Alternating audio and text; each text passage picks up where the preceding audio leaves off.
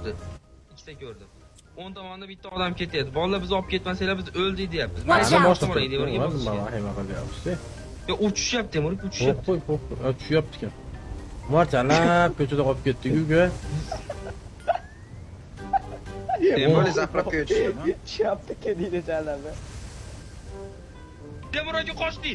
Men ma'daman, Umar qochavering. Bu ajalab aka vaqti mushuklar qiladi. Olib ketaman deyapsiz men hozir politsiya aytsa. Yo'q. Qo'yapman men. Arunat boradilar, yana so'rasiz kedi. Qanamiz zarurati bor? Mototsiklmi? Ha, cho'yag'lik. Ha, ketdi. Jala meni qulash yuribdi, ko'tlar. Meni O'qishga qulayapti. keldi. Mosta, hammasi mosta. Ketdi Umar, motiyni oling. Ketdi, bu tomon bilan ketamiz, ketdi.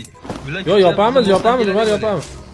Ha, moto kutyapti mana the fuck up ish yopani burotlar. Ketdi. Hey. Ko'mi? Ha. Ey motherfucker deysa, yo o'zi borsa. Okay. Mana ketyapti mi? To'g'rida. Buni talab Temur aka. Jalab. Umar gaplashamiz.